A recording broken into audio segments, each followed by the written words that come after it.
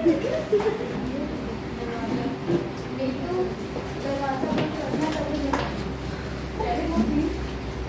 text question,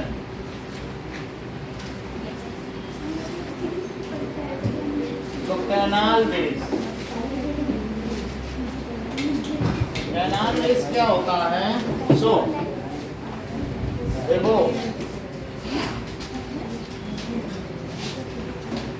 if perforated cathode is taken, जो negative है उसे छोटा टर्मिनल बनाया जाता है और पॉजिटिव को बड़ा, और इसमें एंड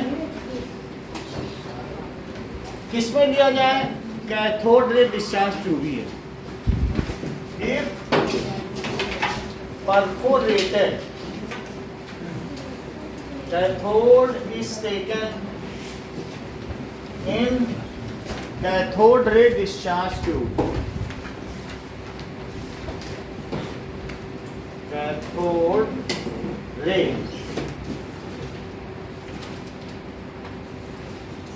एक्स्ट्रा क्लासेस हैं। कैथोड रे डिस्चार्ज ट्यूब जरूरत तो नहीं है, हम आपको करा देंगे एक ही क्लास में। सुबह की रखो। नहीं सुबह की नहीं होगी, यही टाइम रहेगा शाम। If perforated cathode is taken at, सुनो, perforated cathode is taken in cathode ray discharge tube, ये निगेटिव है तो ये पूरा निगेटिव है, ठीक है। And some residual amount of atomic hydrogen is kept, इसके अंदर आपने क्या रखा? H2 नहीं रखा, H रखा। एटॉमिक हाइड्रोजन रख लो, बहुत सारे रेसिडुअल H एटम होंगे, HH, जैसे कल फिगर देखा था कि नहीं है? तो उसमें क्या होगा बताओ? एक प्रोटॉन होगा और एक इलेक्ट्रॉन, तो यहाँ प्लस होगा और बाहर क्या होगा? तो जब यहाँ से इलेक्ट्रॉन आएगा तो वो इसको हिट करेगा, आउटर वाले को, और फिर क्या हीट करने के बाद इसमें से दो दो इलेक्ट्रॉन निकलेंगे और वो इधर चले जाएंगे और ये प्लस चार्ज कहाँ जाएगा? इधर की ओर। फिर यहाँ पे क्या करें उत्कर्ष? सल्फाइड, ZnS, जिंक सल्फाइड का क्या फार्मूला होता है? Zn, और सल्फाइड H2 माइनस होता है कि नहीं? तो जिंक सल्फाइड। सो नाउ, अब ये है vacuum pump, this is positive terminal. So if perforated cathode is taken in cathode ray discharge tube and some residual का मतलब बचा हुआ atomic hydrogen is taken,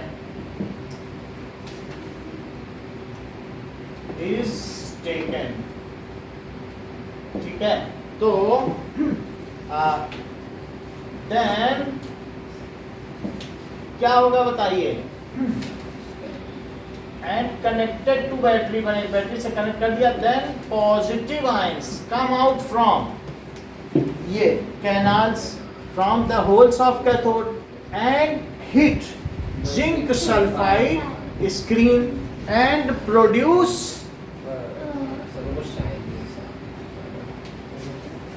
scintillation. So zinc sulfide screen है, so then positive charges come out, ये बाहर निकल आते हैं from holes of cathode, उससे निकलेंगे तो ये सब पॉजिटिव चार्ज देखो निकल गए, तो पॉजिटिव चार्ज जब यहाँ से निकले तो और वो किधर की ओर मूव करें? And hit to zinc sulphide screen, काली स्क्रीन, जैसे ये टीवी की स्क्रीन काली है, पीछे से इलेक्ट्रॉन हिट कर रहे हैं, तो ऐसे ही and hit to zinc sulphide screen.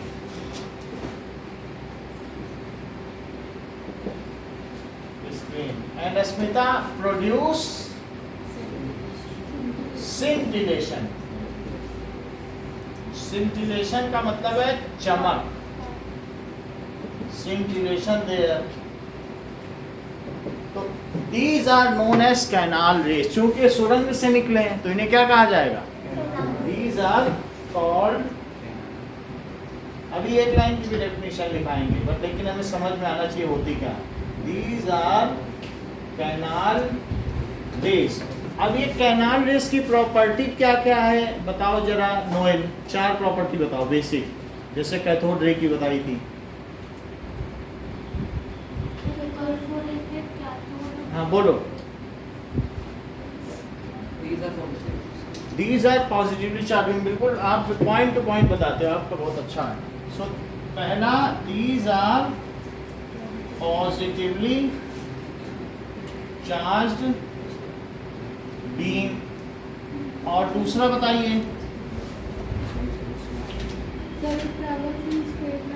It travels in straight line path, और बोलो बेटा। कैथोड रे तो है ही नहीं, ये कैनाल रे है, ये पॉजिटिव चार्ज की रे। कैथोड वाली it travels in straight line path. जब बताओगे तो ही तो बच के निकलोगे, तभी तो ठीक हो पाओगे। अगला बताओ।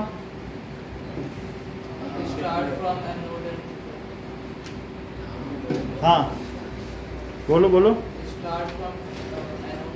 एनोड है, एनोड से स्टार्ट नहीं होती, क्योंकि ये जो गैसेस है बीच में है, ये कहना ठीक नहीं रहेगा कि स्टार्ट फ्रॉम दिस। ये बोलो it has momentum and energy. ये क्या है? तो वही चीज जो उसमें थी इसमें भी होगी ना। और इट कैन बी डिफ्लेक्टेड इन, हाँ, so it has momentum and energy. और चौथी बात, इट इज डिफ्लेक्टेड। अगर मान लो यहाँ पॉजिटिव और निगेटिव प्लेट लगा दी जाए तो ये किधर की ओर डिफ्लेक्ट होंगी? पॉजिटिव की ओर कि निगेटिव की ओर? तो ये इधर के डिफ्लेक्ट हो जाएंगे। It is deflected in electric and magnetic field.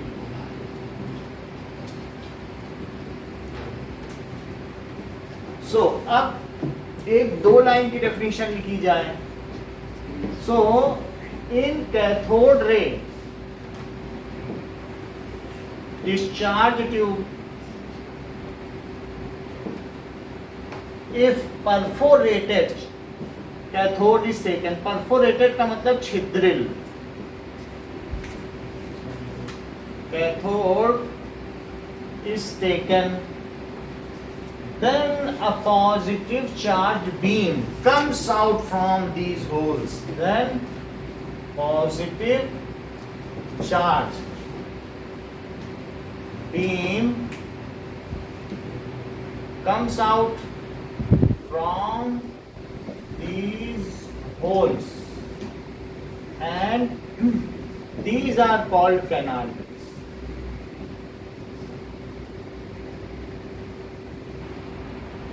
तो ज़्यादा बताने की जरूरत नहीं, बट ये जानकारी के लिए हमें होना चाहिए कि कैनाल रे के बारे में कुछ तो जाने। वही सब है।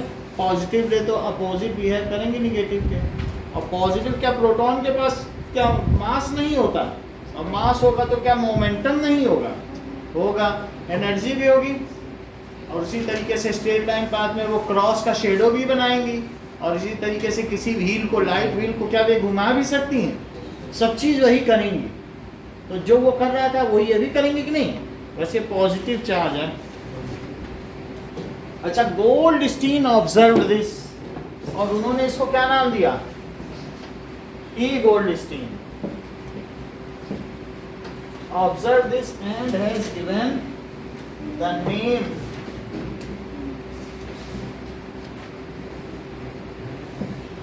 these particles and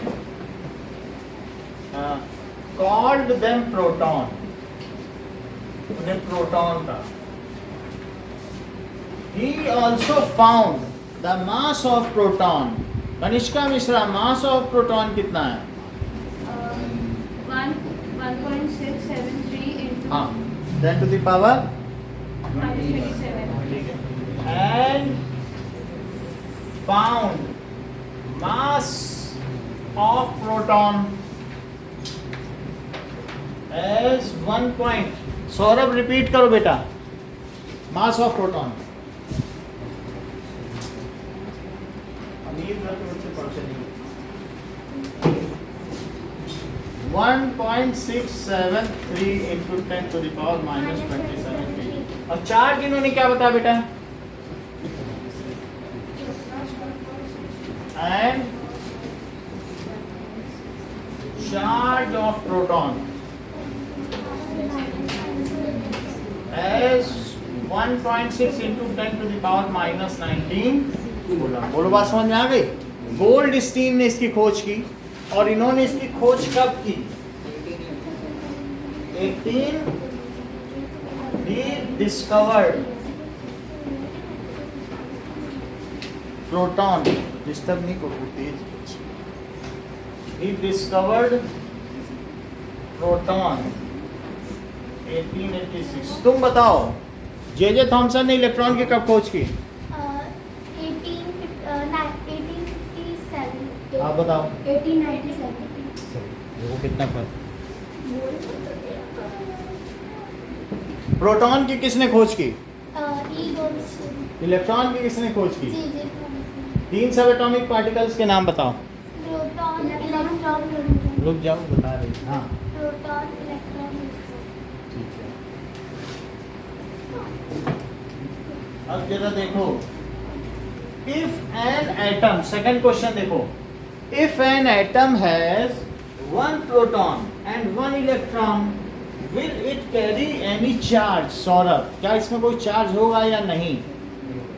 Aman, Y?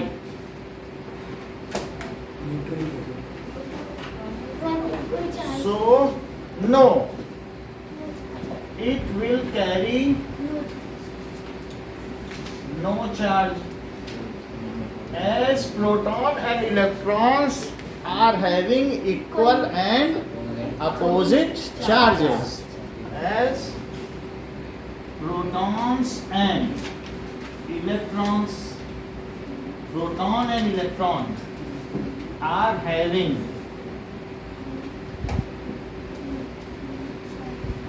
equal and opposite charges.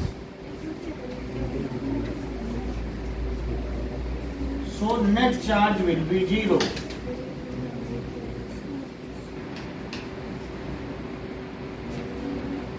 जैसे Q net is equals to charge of proton plus charge of electron. Q charge के लिए सिंबल है, तो चार्ज ऑफ प्रोटॉन कितना होता है? Plus 1.6 into 10 to the power minus 19 coulomb, और charge of electron क्या होगा? Minus 19 coulomb. तो दोनों जुड़ के कितना हो जाएगा? 0 कूलम। तो इसलिए जिस एटम के सेंटर में एक प्रोटॉन हो और बाहर एक इलेक्ट्रॉन हो, तो वो एटम किस प्रकार का होगा? उदासीन, दैट इज न्यूट्रल।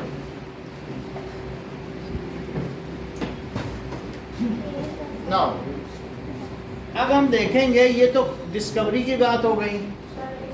हाँ,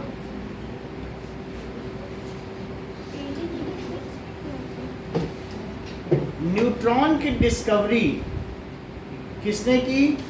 जेम्स चैडविक ने 1932 में की। वो अभी आगे बताया जाएगा, ठीक है, थोड़ा सा आगे है, जब हम लोग थॉमसन्स का एटॉमिक मॉडल पढ़ लेंगे और रदरफोर्ड का, उसके बाद बोर के मॉडल से पहले बताया जाएगा।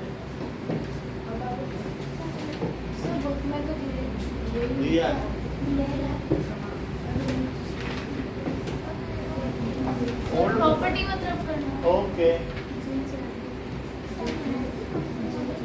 James Chadwick. चलो अब हम देखेंगे structure of atom.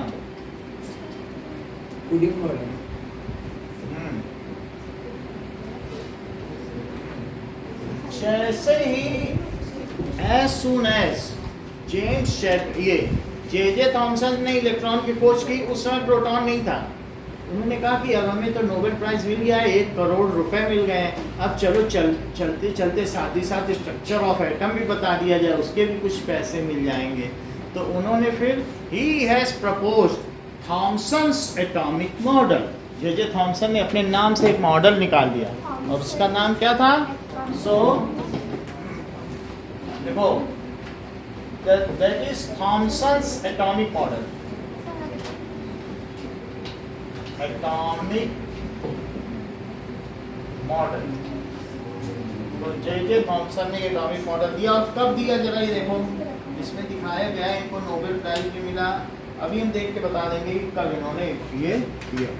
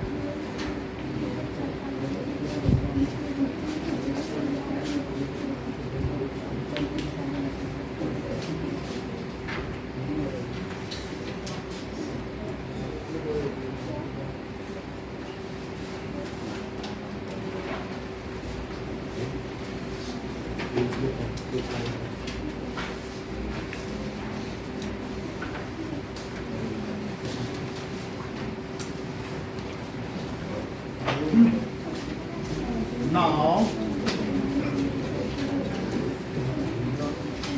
so Thomson has discovered electron and he proposed first ever atomic model. उसके पहले किसी ने बताया ही नहीं था, वो तो फ्लैटली बोलते रहे डाल्टन की जो परमाणु है वो अभेद्य है, उसको तोड़ा नहीं जा सकता, उसको काटा नहीं जा सकता। लेकिन लोगों ने कहा ठीक है, कुछ नहीं किया जा सकता, अंदर की स्ट्रक्चर तो बताओ, तो इन्होंने बताया। So Thomson has proposed first atomic bomb. इसके पहले स्ट्रक्चर किसी ने नहीं बताया था। So J Thomson has discovered electron, has discovered electron and proposed Thomson's atomic model.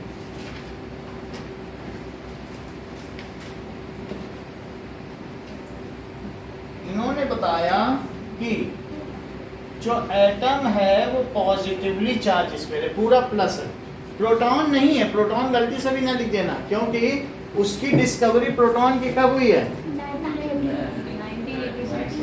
देखो वो 1897 है। गोल्ड स्टीन को इसका वो नहीं माना जाता है। इसके बाद रदरफोर्ड, अगर हम देखें तो रदरफोर्ड को माना जाता है, नहीं तो फिर इसके हिसाब से देखा जाए तो अभी हम इसको अमेंड करते हैं, इस मिनट से देखें। दो लोगों में अभी भी विवाद चलता है कि किसको माना जाए। नील बोर नहीं, रदरफोर्ड और गोल्ड स्टीन। जरा देखो, सो कौन क्लेम करेगा इसमें? देखो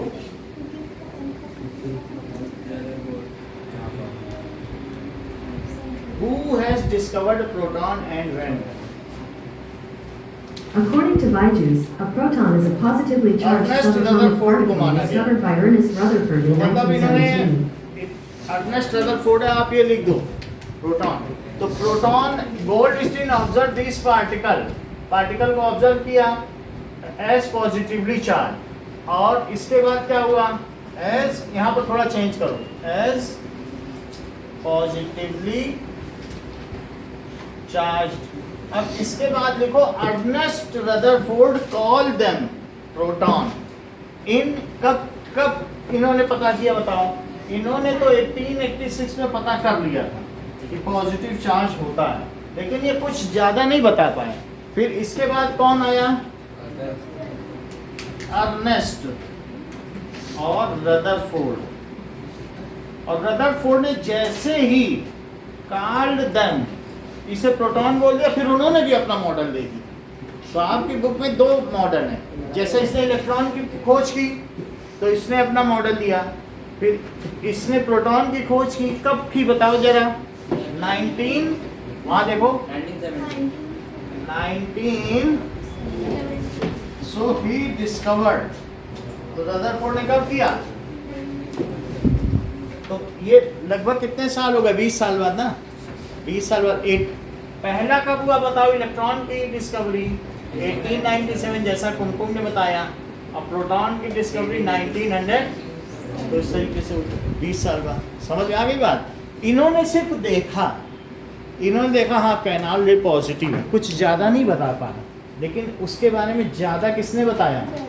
रदरफोर्ड। अब हम आगे देखेंगे, उन्होंने अल्फा पार्टिकल स्कैटरिंग एक्सपेरिमेंट किया था और उनके 20 शिष्यों के साथ किया। 20 शिष्यों में 19 को नोबेल प्राइज मिल गया अब तक, एक मर गया उसको भी मिल जाता। तो वो एक्सपेरिमेंट करते करते रेडिएशन का शिकार हो गया। और रदरफोर्ड को तो खुद ही मिल गया, वो तो उनके टीचर थे। समझ में आई? तो यहाँ पर जे थॉमसन ने क्या बताया? Thomson atomic model states that and proposed Thomson. इनके हिसाब से बताओ मॉडल क्या है? तो his model states that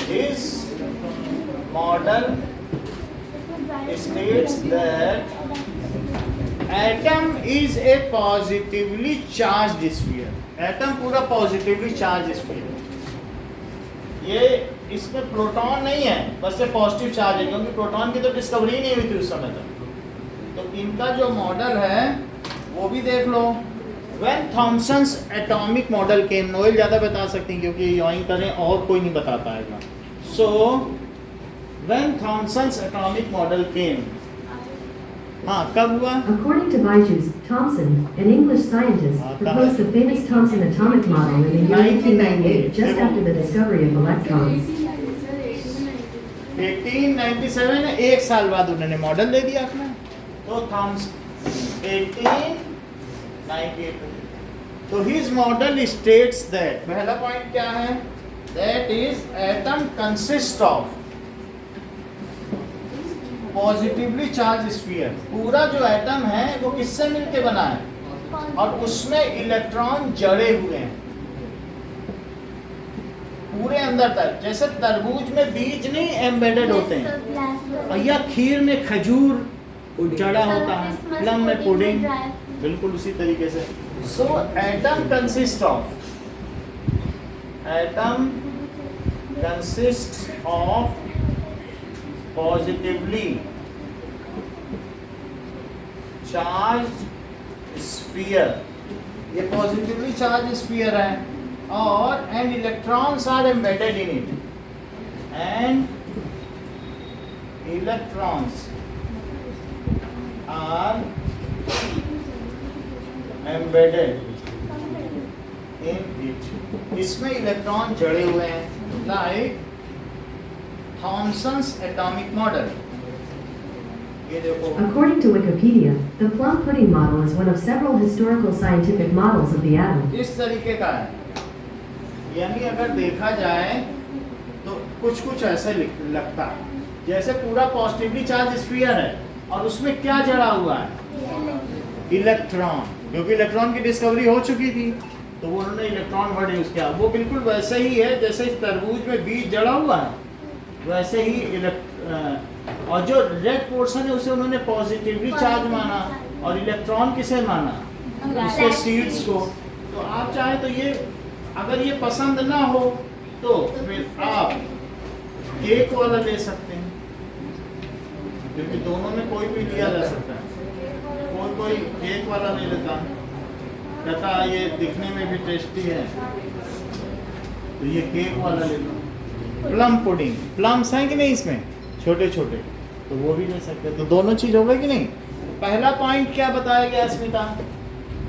atom is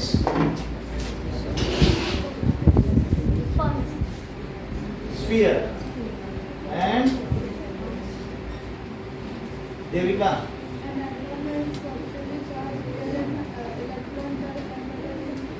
ठीक है। थॉमसन ने ये एटॉमिक मॉडल कब दिया?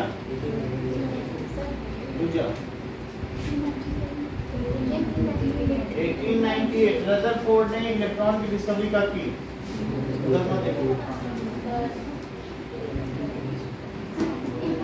बोलो।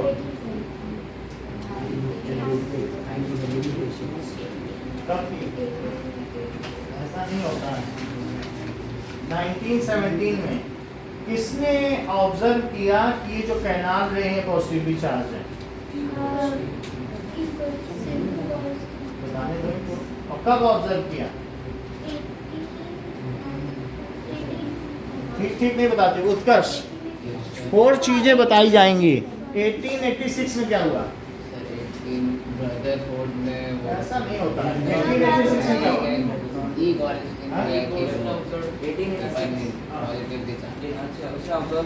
किसमें क्या ऑब्जर्व किया? कैनाल रे पॉजिटिव चार्ज। और 1917 में क्या हुआ? इसे प्रोटॉन का नाम दिया और साथ में उसका वेट और चार्ज बताया, मास और चार्ज बताया। ठीक है। 1897 में क्या हुआ? 1898 में क्या हुआ? 1886 में क्या हुआ?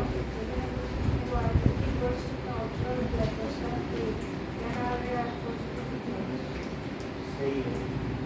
और 1917 में क्या था?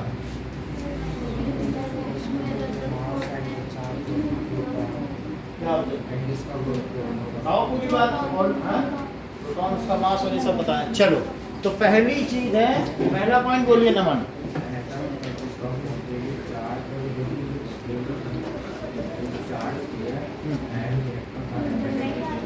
ठीक है। सेकंड पॉइंट देखो, चंदन इधर ध्यान दो। सो अभी आपके लेवल में क्वेश्चन आएगा तो आपसे पूछेंगे। So second is the negative and positive charges are equal in magnitude. जो इस ये टोटल पॉजिटिव चार्ज है। ये स्फीयर कैसा है? Positive charge sphere. Negative and positive charges are equal in magnitude. Equal in magnitude. इनका मैग्नीट्यूड इक्वल है। और सो एटम मतलब नेगेटिव और पॉजिटिव चार्ज का मैग्नीट्यूड इक्वल है, साइन तो इनका अपोजिट होगा, खुद ही बोल रहा है negative. So atom is electrically neutral as a whole. So atom is electrically neutral. वो बात ही करती रहेगी, पूरा क्लास डिस्टर्ब करके रखा है उसने। कोई बगल में बैठ जाए बात ही करती रहेगी। 8.5 नंबर पे भी संतुष्ट नहीं, अभी और गिराना है। जब भी देखो, जब से देखा है 1 घंटा हो गया, आधा घंटा, कब तो चुप हो जाओ। सेकंड पॉइंट क्या है? सर ये जो नेगेटिव चार्ज इलेक्ट्रॉन और प्रोटॉन, प्रोटॉन की भी बात कर लिया इसने। इसके मॉडल में इतनी ही कमी थी, थॉमसन मॉडल में भी प्रोटॉन ले। That is positive charges are equal in magnitude and atom is electrically neutral as whole. So this model is also known as watermelon model. Is also known as water model और plum pudding model. जैसे plum खजूर होते हैं ना pudding में, pudding model. Neetu दोनों point बताओ।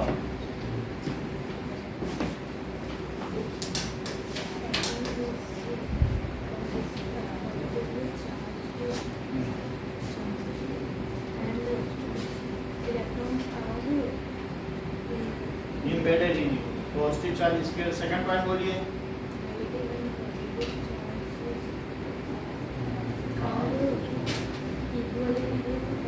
Magnitude बहुत अच्छा बताते हैं।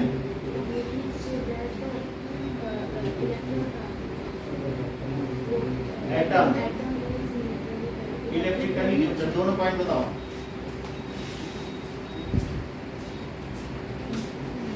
ऐसे कैसे नहीं आ रहे? देविका बताओ। हाँ, पॉजिटिव चार्ज स्फीयर।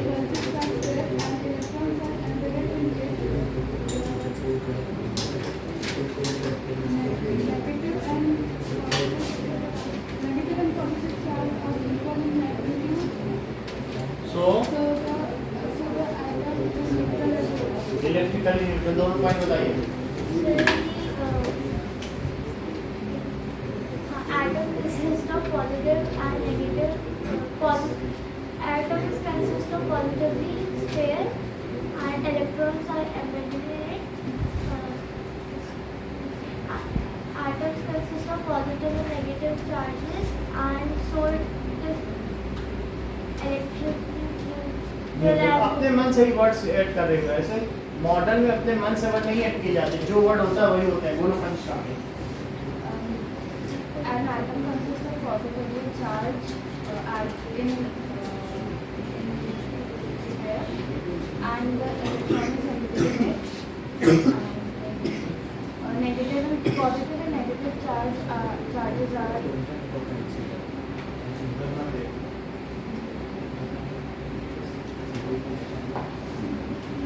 चलो अरविंद बताओ दोनों।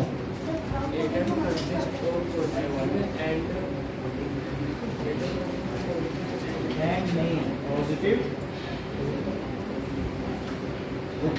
उत्कर्ष ठीक से याद करो, बता नहीं पा रहा। Atom consists of positive charge spheres and electrons are embedded in it, or atom have positive and negative charges, so it is. Second point ठीक नहीं बताया, चलना बताओ। Second point, the negative and positive charges are equal in magnitude, so the atom as a whole is electrically indifferent. चलो now इसमें लिखना positive charge इस पे और इसको क्या लिखोगे? इलेक्ट्रॉन। समझ में आई? और ये कहलाएगा Thomson atomic model. Thomson's atom का मॉडल दिया ना।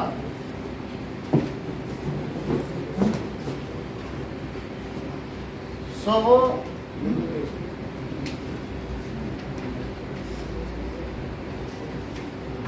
question number 1, what happened in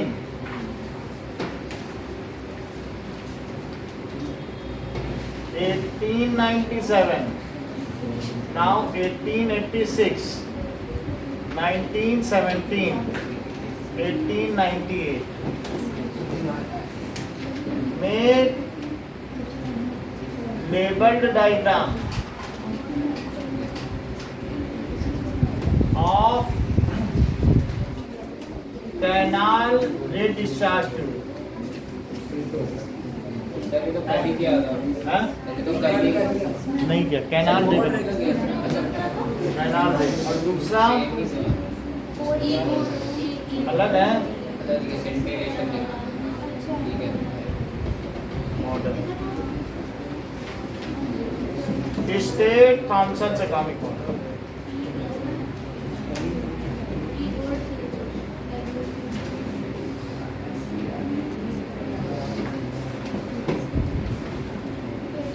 If an atom consists of one proton and one electron, then what will be charge in it? What are canal rays?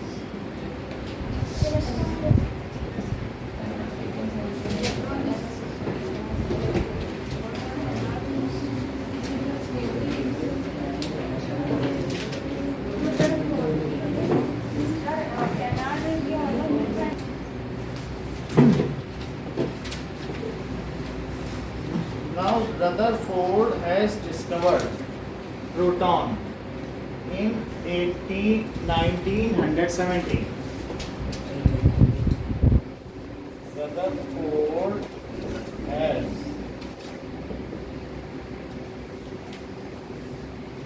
proton। अब इसके बाद उन्होंने क्या किया? Sir limitation नहीं है इसकी। लिमिटेशंस जब रदरफोर्ड का बताएंगे तब वो ही इसकी कमियां बताएंगे, हम आप नहीं बता सकते। जब नया मॉडल आता है तो पुरानी मॉडल में कमियां होती हैं, उसको पूरा करने के लिए आता है, तो हम देखेंगे कि क्या उन्होंने कमी बताई। और जब अल्फा पार्टिकल एक्सपेरिमेंट करेंगे तो थॉमसन्स मॉडल उसके अनुरूप नहीं पाया जाएगा। देखो सो उन्होंने किया and propose his model, atomic model. Okay, जमा कर दें, एंड प्रपोज्ड, ठीक है, हिज एटॉमिक मॉडल, जो किस पर बेस्ड था? Alpha particles. Which was based on alpha particle scattering experiment.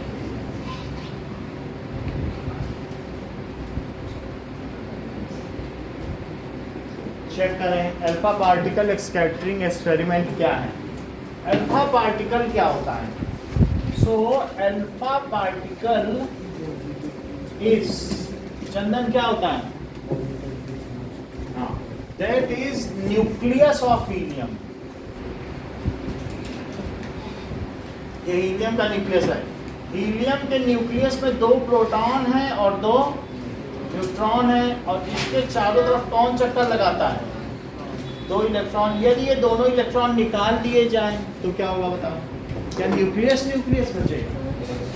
तो अल्फा पार्टिकल क्या है? Alpha particle is nucleus. मेरा कहने का मतलब है कि 2 इलेक्ट्रॉन निकल गए तो उस पर नेट चार्ज कितना होगा बताओ?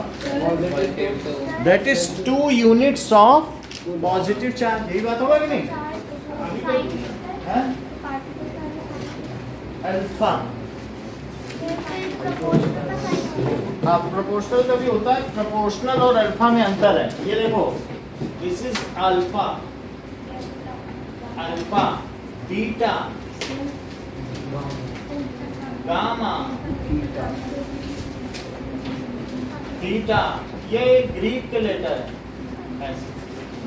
और ये जो साइन है, ये साइन है प्रोपोर्शनल का। तो दोनों में थोड़ा फर्क है, देख लो, ठीक है।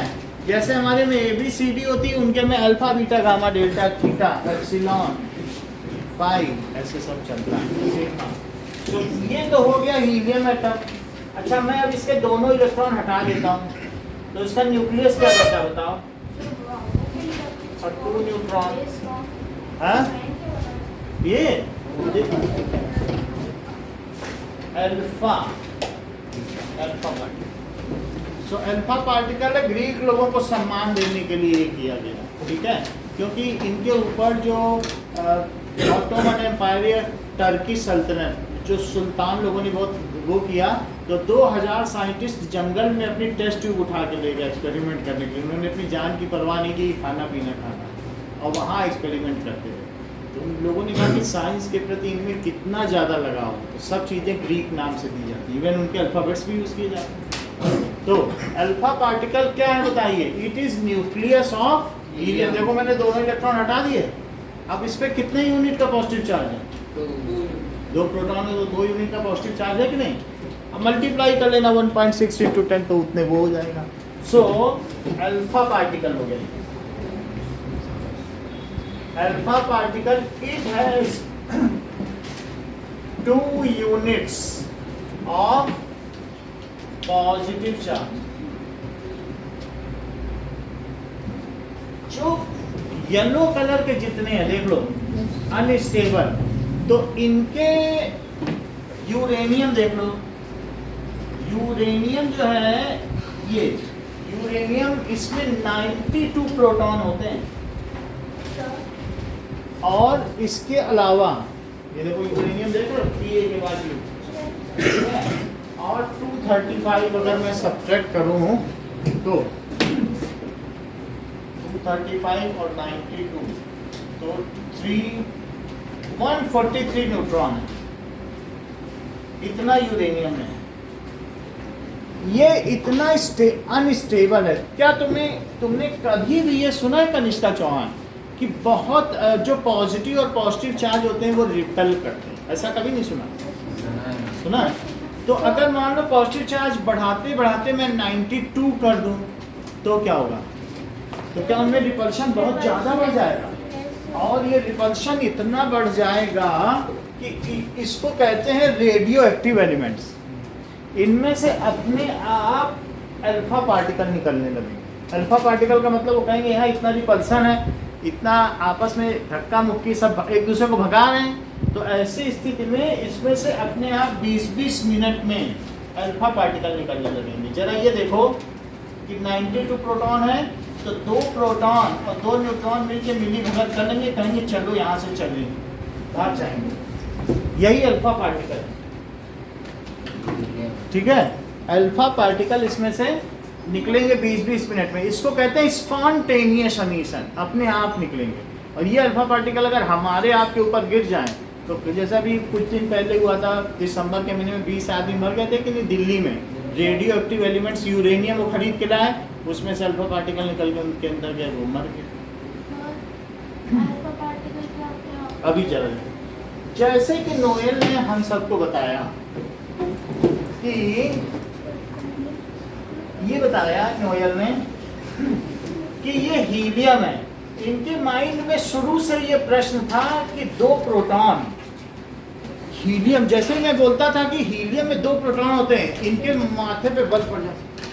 प्रोटॉन इतने छोटे से न्यूक्लियस में वो रहते कैसे होंगे? वो तो रिपेल होनी चाहिए, है बात कि नहीं? 2 प्रोटॉन को क्या होना चाहिए बताओ? उनको कभी साथ रहना चाहिए। या कभी भी मैं और भी कहता था कि सोडियम में 11 प्रोटॉन होते थे, तो वैसे वैसे आपकी सांस चलने में 11 प्रोटॉन एक साथ रह रहे हैं, प्रोटॉन को कौन साथ रख रहा है? जवाब कभी नहीं मिला, लेकिन रहते हैं। हमेशा मैं ये बोलता रहा, नहीं होते हैं। अच्छा होते होंगे, ऐसे मन में रहता होगा। ऐसे ही आज नोएल ने पूछ ही लिया, सर नहीं ये 2 प्रोटॉन साथ कैसे हैं? तो अब मैं नोएल के लिए बताता हूं कि हीलियम में 2 प्रोटॉन नहीं है, 4 प्रोटॉन है। लो, तो जो 4 प्रोटॉन है उनके ऊपर 2 निगेटिव चार्ज बैठे हैं, जिनको पाई मेजॉन कहते हैं। क्या कहते हैं? पाई मेजॉन्स। ये इलेक्ट्रॉन के तरह ही इनमें चार्ज है, लेकिन ये इलेक्ट्रॉन से 137 टाइम्स हल्के होते हैं, हल्के, ये उछल कूद कर सकते हैं। तो ये अगर मान लो ये इस पे बैठ गए, तो क्या इसने इसको न्यूट्रॉन बना दिया? और ये दोनों भागने लगे, तो इसने कहा अरे भागो नहीं, मैं तुम्हारे ऊपर बैठ जाता हूँ। इसके ऊपर बैठ गया, फिर वो भागने लगे। देखो एक्सचेंज कर रहे हैं। जब ये भाग रहे हैं तो इसके ऊपर बैठ के न्यूट्रॉन बना लिया, भागने नहीं दिया। लेकिन अगर मान लो वो इस नीचे वाले के ऊपर बैठ गए हैं, तो ऊपर वाले क्या नहीं भागने लगेंगे? तो ऊपर वाले भागने लगे, तो उन्होंने कहा अरे नहीं भागो, मैं तुम्हारे ऊपर बैठ जाता हूँ। ये 1 सेकंड में 10 टू द पावर 8 टाइम्स ऐसा करते हैं। 1 सेकंड में इतनी बार उछल कूद करते हैं, ऐसे भागे, ऐसे भागे, ऐसे ऐसे सब पे भाग रहे हैं। तो इसीलिए जैसे जैसे बड़ा एटम होगा, वहाँ न्यूट्रॉनों की संख्या ज़्यादा होनी चाहिए कि नहीं? क्योंकि न्यूट्रॉन किससे बने हैं? पाई मेजॉन के बैठने से। जितने पे बैठ जाएंगे वो न्यूट्रॉन तो ज़्यादा हो गए। लेकिन फिर भी इतना ज़्यादा रिपल्शन है। अभी हम आपकी बात बता रहे हैं कि अल्फा पार्टिकल क्या होता है। तो इतना ज़्यादा रिपल्शन है कि फिर भी अल्फा पार्टिकल निकल जाता है। अच्छा, अगर अल्फा पार्टिकल निकल जाए तो क्या पीछे पीछे पाई मेजॉन भी निकल जाएगा? उसकी ज़रूरत नहीं है, उसको कहते हैं बीटा पार्टिकल। क्या कहते हैं? और फिर ऐसा होने पर उसकी एनर्जी कुछ कम हो जाती है। तो एक जैसे सन से रेडिएशंस आते हैं, रेडिएशंस का मतलब ऐसी एनर्जी जिसको चलने के लिए किसी मीडियम की जरूरत नहीं है। सन से जो यहाँ से रेडिएशंस आ रहे, क्या उसके बीच में कोई मीडियम है कि वैक्यूम है? तो वैक्यूम, तो ऐसी एनर्जी जो सोलर रेज हैं जो वैक्यूम में भी चल सके, उनको कहते हैं रेडिएशंस। तो अल्फा और बीटा पार्टिकल्स हैं और गामा रेडिएशंस। फिर से समझो, मान लीजिए मैंने यूरेनियम की बात की, तो यूरेनियम में कौन निकला बोलो? यूरेनियम के न्यूक्लियस में कौन कौन था बताओ? तो 92 प्रोटॉन थे और 143, इसे भी प्रोटॉन ही मानो, लेकिन ये समझो इसके ऊपर 143 पाई मेजॉन बैठे हैं, इसीलिए तो हमको न्यूट्रॉन बना दिया। वो कभी दूसरे पे भी जाके बैठेंगे। लेकिन इसमें से कुछ पार्टिकल निकले। अगर मैं कहूँ कि 2 प्रोटॉन और 2 न्यूट्रॉन निकल गए, तो क्या यही अल्फा है? और क्या इसको देखने से तुम्हें लगता है कि अरे ये तो हीलियम के न्यूक्लियस जैसा प्रतीत होता है? So how alpha particle looks like? It is looks like helium. तो ये क्यों निकले? और क्या इन्हें इस बात का पक्का पता था कि एटमॉस्फेयर में बहुत सारे इलेक्ट्रॉन है, जब हम निकलेंगे तो 2 इलेक्ट्रॉन हमारे चक्कर लगाने लग जाएंगे? भाई सन अगर शेर बन के निकले तो धरती कहीं से आ रही थी, वो घूमने लग गई, तो पता नहीं कहाँ से इंटरस्टेलर स्पेस से आ गई। ऐसे कभी मार्स आ रहा था, होनी चाहिए बस तुम्हारे पास मार्स, तो तुम्हारी परिक्रमा तो सब लगाने लगेंगे। आदि देव महादेव शंकर की सब परिक्रमा लगाते हैं, शक्ति है तो सब परिक्रमा लगाएंगे। तुम्हारी और हमारी कौन परिक्रमा लगाएंगे? कोई लगाएगा? बोलो, बात समझ में आई कि नहीं? तो अब मैंने क्या कहा बताओ कि ये इतने हैं, तो इसमें से कौन निकला? Alpha particle. जब अल्फा निकल गए, थोड़े प्रोटॉन कम हो गए, तो क्या बोलो पाई मेजॉन की जरूरत बची? क्योंकि थोड़े कम हो जाएंगे, तो इनके साथ ही साथ कौन अब निकल जाएगा? बीटा पार्टिकल पाई मेजॉन है, वो निगेटिव चार्ज है। और जब ये निकल गए तो अब थोड़ी एनर्जी भी कम हो जाएगी। मैंने रिपल्सन ज़्यादा था ना, वो कम हो गया। तो जो एनर्जी को ऐसे ऐसे दिखाते हैं, इसको कहते हैं गामा रेडिएशन। ये पैकेट ऑफ एनर्जी है। अब समझो, पहले सुनना फिर बोलना। स्पॉन्टेनियस एमिशन ऑफ, इस अपने आप निकले, स्वतः निकले। एमिशन का मतलब निकले, स्पॉन्टेनियस का मतलब अपने आप। Spontaneous emission of alpha and beta particles and gamma radiations from unstable radioactive nuclei is called radioactivity, जिस पर हम ये प्रैक्टिकल बताने जा रहे हैं। तो सबसे पहले ये समझो कि रेडियो एक्टिविटी क्या है। इसमें कुछ चीज़ें येलो येलो हैं, वो सारे इतने खतरनाक एलिमेंट्स हैं कि अगर उसमें से एक भी आपके आसपास भी होगा तो उसमें मौत निश्चित है, क्योंकि उनमें से क्या क्या चीज़ें निकलती रहती हैं। ये क्योंकि कभी भी तुमने क्लासरूम में ये जब बोला होगा कि अल्फा बीटा गामा पार्टिकल्स, तो तुम्हारी हंसी उड़ाई गई होगी। क्यों? क्योंकि बोलेंगे देखो गामा को भी पार्टिकल बोल रहा है, ये कैसा व्यक्ति है। ऐसा हुआ है कि नहीं कई बार तुम्हारे साथ? तो अल्फा बीटा तो पार्टिकल्स हैं, लेकिन गामा क्या है? गामा एनर्जी का पैकेट है, वो पार्टिकल नहीं है, उसमें मास नहीं है, एनर्जी भी निकल जाए। सो इस बात को लिखें, व्हाट इज रेडियो एक्टिविटी। पहले अपनी कच्ची लैंग्वेज में बताओ, फिर हम इसको लिखा दें। बोलो Divya. Spontaneous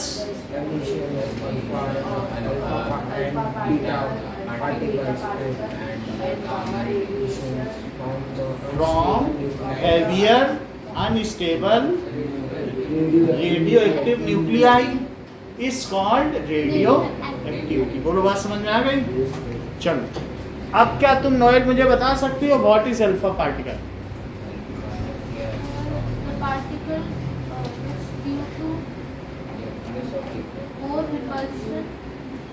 It is nucleus of helium. Alpha particle consists of 2 proton and 2 neutron। और ये ऐसा ही न्यूक्लियस हीलियम का भी होता है। तो वो किसके सिमिलर दिखता है? 2 प्रोटॉन और 2 न्यूट्रॉन निकल जाएं किसी भी रेडियो एक्टिव में से, तो वही अल्फा पार्टिकल है। अच्छा, जब जैसे वो निकलेगा 2 इलेक्ट्रॉन आ जाएंगे, तुम्हारे चक्कर लगाएं क्या? हाँ, लगा लो। अगर लगा लोगे तो हम हीलियम बन जाएंगे। जब निकला था तो अल्फा पार्टिकल है, और हवा से ही 2 इलेक्ट्रॉन उसके चारों तरफ घूमने लगे। अब क्या बन गया वो? सो क्या चीज लिखी जाए? इसको तो पाई मेजॉन ने बता दिया। लिखो रेडियो एक्टिविटी क्या है? Spontaneous movement of alpha and beta particles and spontaneous emission बोलो बेटा। Spontaneous emission of alpha and beta. spontaneous emission of alpha and Beta beta particles particles and gamma radiations. Gamma from the radiations nuclei of from heavier unstable nuclei. From heavier unstable nuclei is called radioactivity। इसे रेडियो धर्मिता कहते हैं। It is called radioactivity and such elements are known as radioactive elements. और ऐसे elements को क्या कहेंगे? And such elements are called radioactive मेरा कहने का मतलब है, सुनो फिर से समझो उत्कर्ष, कि बहुत जब ज़्यादा क्या हो जाए, प्रोटॉन बढ़ जाए, ठीक है, तो रिपल्सन बढ़ता है और इस वजह से उसमें से कुछ निकलने लगता है। तो 2 प्रोटॉन निकल जाए, 2 न्यूट्रॉन निकल जाए और कुछ फिर बाद में पाइमिजॉन भी निकलेंगे, जो उसको एक दूसरे पे बैठ कर वो कर रहे थे, स्टेबल करते, बस यही है। और थोड़ी एनर्जी भी कम हो जाएगी, तो जब जितनी एनर्जी कम होगी वो उतना स्टेबल है, ऐसा होगा। बच्चे में खूब एनर्जी होती है, खूब हलचल करता है, बूढ़ा बैठा रहेगा वो स्टेबल, क्योंकि उसके एनर्जी ही नहीं है, ऐसा होता है कि नहीं। So we are leading towards lesser energy state. सारी दुनिया, सारी केमिकल एनर्जी इसी पर चल रहा है कि उनमें से एनर्जी निकल रही है, and they are moving to the lowest या जीरो एनर्जी स्टेट। जब सबकी जीरो एनर्जी स्टेट आ जाएगी तो यही कैटास्ट्रोफ है, यही प्रलय है। तो हम सब लोग मूव कर रहे हैं, समझ में आई बात। सो इतनी बात हो गई radioactive elements. Uranium and heavier elements are radioactive elements. जो यूरेनियम के बाद जितने हैं, यूरेनियम में से कुछ ऐसे हैं, सारी यूरेनियम नहीं है। देखो यूरेनियम ब्लैक बना हुआ है, तो यूरेनियम के बाद के तो सारे हैं ही। वो बात समझ में आ गई।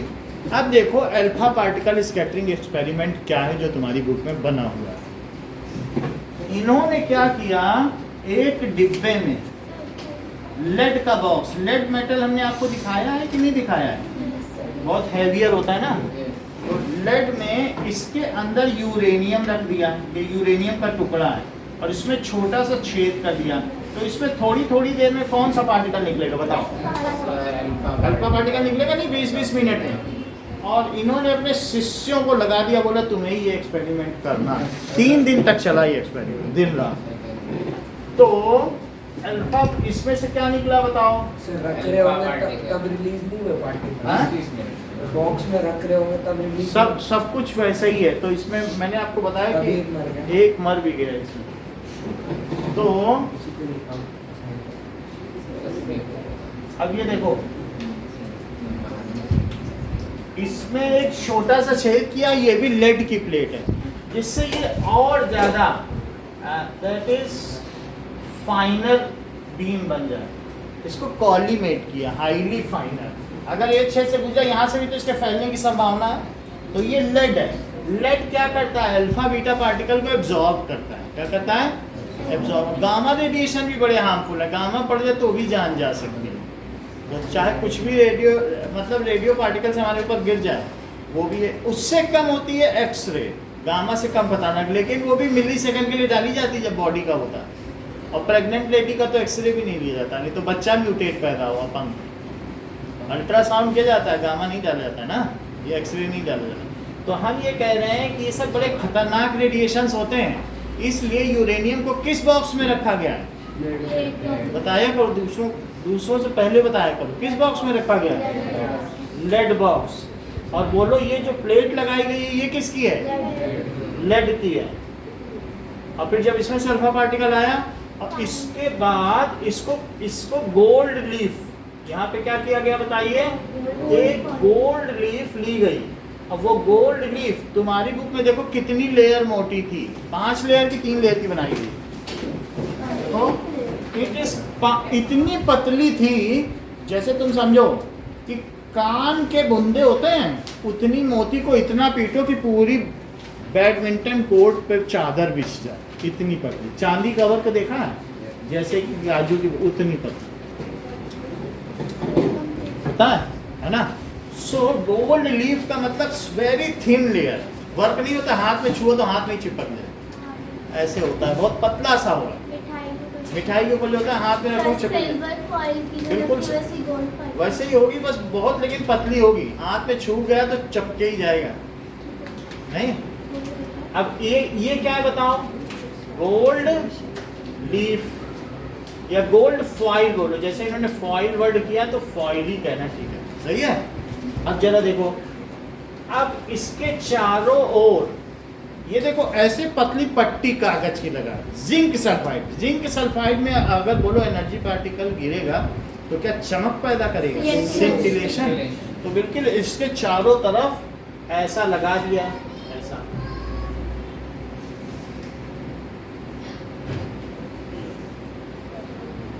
ऐसे रख दिया।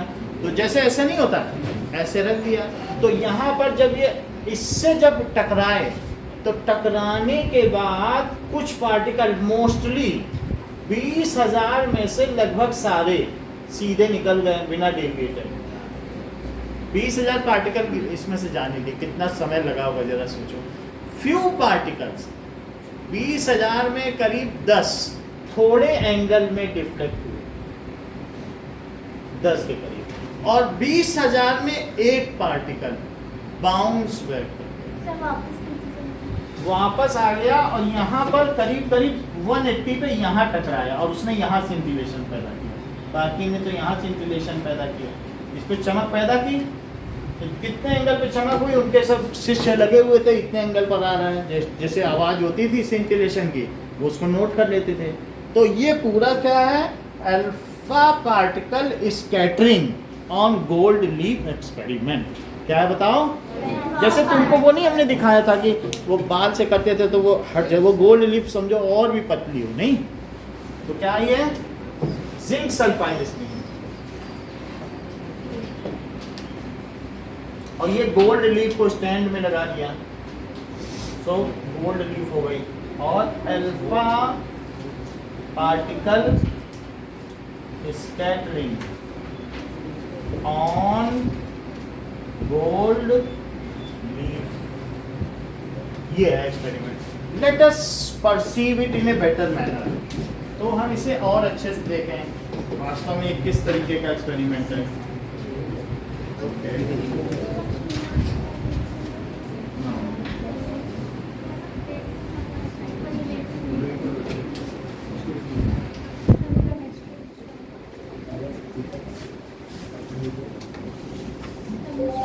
Rutherford alpha particle scattering experiment. देखो इसको समझोगे तो रदरफोर्ड मॉडल अच्छे से समझ में आ जाए। वेलकम।